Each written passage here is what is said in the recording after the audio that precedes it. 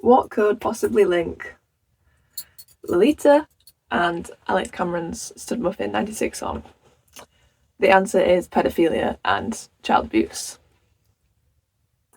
So, Lolita is one of my favourite books, basically, and a lot of people like to characterise it as this kind of perverse, weird, immoral book that sexualises children, and we've definitely seen the commodification of Lolita as a concept, definitely more in the 21st century. So if you think about Lana Del Rey, the coquette aesthetic, the preservation of innocence in a sense that we've maybe not seen on such a wide scale before, which has led a lot of people to look at that book basically as immoral and weird and creepy. And then I was listening to Alex Cameron the other week, who apparently only has like 7 million listeners on Spotify or something like that. Oh no, that's a complete lie. I've just got it up now. 93,000 monthly listeners. So I guess you would call him a small artist. I apologise, I thought it was bigger than that. Anyway, his song Studmuffin96 is one of my favourite songs of him, and one of my favourite songs ever at the moment, actually. And I thought there was a lot of similar themes, similar ideas going on. And even though I said about child abuse, etc., and pedophilia, really what I think these two pieces of media are talking about is desire and want and the futility of chasing desire. So I thought it'd be interesting to compare two things that we might have not thought of before. And I'd like to firstly speak in defence of Lolita. So like I just mentioned, people like to demonise that book basically. And I think people are entirely missing the point and maybe not comprehending that books can be satire even if they're talking about horrific themes and describing horrific events. We see it a lot in film, right? People misconstrue Fight Club and films like that because men think they're macho, and they kind of miss the entire point about that being satire about the male identity and hypermasculinity. I think people do that with Lolita as well. I think sometimes people struggle to see satire in books unless it's like a super explicit political agenda. So for example, George Orwell, no one's reading Animal Farm and being like, oh, this is a cool little story. You can clearly tell what it's about. Whereas when I think people are experimenting with books, especially modern, postmodern era, people tend to struggle and read things at face value maybe, and I think we definitely need to strive away from the idea that certain topics and certain ideas are for books or just for movies or just for songs. So yeah, people like to hate on Lolita, but it's just essentially a satirical novel about desire and want, and it's funny. Like if you read the book in its entirety, it's really funny. The main character is called Humbert Humbert. Like Nabokov is aware of what he's writing and he's poking fun at himself and his narrative and everything that's going on in that novel. And I think we see the same in Cameron's Studmuffin96, because that whole singer personality is a personality. It's false. It's a storytelling narrative to speak about the American dream or the American ideal, and specifically in Studmuffin96 about desire and women being the recipients of male desire and becoming these fantasies that can never be achieved.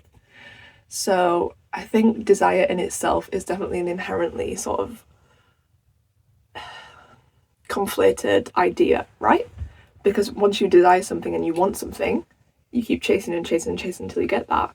But once you get that, you have lost the sense of want and desire if you are happy with that. But no one's ever happy with the end result, right? You want something and desire it, and then you grab that thing and then it's on to the next thing. It's a reality of subsequence rather than consequence, I think. People aren't desiring things and then being content with that result. You move on to the next thing. Like in a career, you want to go to the next level and the next pay grade.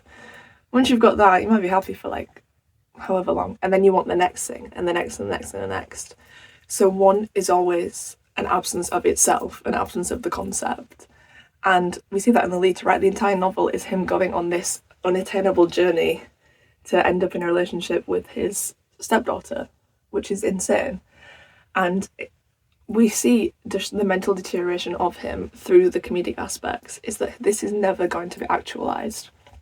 And obviously in Studmuffin96, you might want to listen to it before I start talking about it, he mentions, I'm waiting for my lover, she's just got to be 18. I'm waiting for my lover, she's almost 17, etc, etc. The allure of these female figures is that they're unattainable, right? That's why we want things and desire things. You know, I want millions of pounds. I'm most likely not going to get that. I want to live forever, some people might say. That's impossible, right? Unless you believe in religion, etc. So it's these concepts that are so like fascinating and so idealized to the extent that it's just impossible, and it's fantasy. And obviously media and fiction are fantasy, but it's fantasy within that fantasy. It's not an attainable narrative. I think that's quite interesting. I wanted to look more specifically at some of the lyrics of Studmuffin96, so I've got my trusty little iPad with me, little iPad kid. Yes, so obviously, disclaimer, I don't know anything about music or music production, so some of these comments you might be like, that's not right, blah blah blah, but when I was listening to it again, the song earlier, the tone of Alex Cameron and his pitch, or whatever the words are for it's just the exact same the entire way through. It's not flat, obviously his voice is really interesting, it's quite endearing at some points, but it's very flat. There's never a section where he starts belting or where he starts whispering or he changes, you know, whether he's in A minor or C minor or whatever. It seems, from like a regular person standpoint, to be the exact same pitch. And that is like the want of desire, right? You're going at this exact same plateau and you're never actually getting to the peak. And you're just going and going and going and going. It's subsequence, and never consequence, never going up and down. So even in Lolita, when we have these moments where, yeah, he has sex with her, or when he touches her, or when he's taken away from her, and these are peaks and troughs, the pitch is the same, right? It's just, at the end of the day, man chasing girl, man chasing underage girl, and it's going and going and going and going, and nothing happens. I think that sort of possessive nature that can never be grasped is allowing that plateau to just continue and continue and continue. And I think we feel that in the song, right? And then another point about the song production before I move back onto more lit stuff. The song is so interesting in that, so I've just said that it plateaus, right? But when he sings, I'm here waiting for you, I'm here waiting for you, I'm here waiting for you, in the background you can hear a very lovely, airy, feminine voice that joins him for that lyric, which is so ironic and adds to the idea of all of this being satire, all of this poking fun at the human condition of wanting. Because I'm waiting for my lover, I'm waiting for you, I'm waiting for you. But he's not waiting for her, because the female voice is there singing the same line with him. So there's a disconnect there. They're both singing the same line, in this same room, on this same song, but to him, he's still waiting for her. She's there. He doesn't see what's in front of him. He doesn't either accept the reality, or maybe it's in his head and it's his fantasy, we don't know. But there is a female presence there to some extent. And I think what this is trying to show is that people get so caught up in the chase that they don't realise the reality, right? So I'm here waiting for you, I'm here waiting for you. She's there. And really, you know, if we take these ideas of lust and desire as amoral concepts, right? I would not characterise Lolita as a moral book telling us how to treat children, right? It's just an amoral story, and it's a pursuit of, it's a like an expression of style for Nabokov. It's just his expression of style, right? And I'm gonna argue the same for Alex Cameron. So really, when he says, I'm waiting for my lover, she's almost 17, it doesn't matter, really. These are just conventions that he's adhering to, but it doesn't matter. I'm here waiting for you, I'm here waiting for you, but she's there. He can get her. Same with Lolita. Yeah, we know it's bad that he wants to date and love this 12, 13-year-old girl. He's aware of that in the story. He's like, but you don't understand. You're like, she's my love, my Lolita. This is my Lolita. The age transgresses the story, in a sense, because everything is so ridiculous to the point that these moments don't matter. It's actually how we read it and how we respond to it in an amoral way and look at the style of it. And I think taking these massive, awful, inherently immoral ideas in society and putting them into media in a new way that kind of doesn't sort of put an agenda on them, but rather just discusses them and uses them as a tool for style, as a tool for Cameron to test how he wants to produce music, as a tool for Nabokov to test his style and his approaches to satire.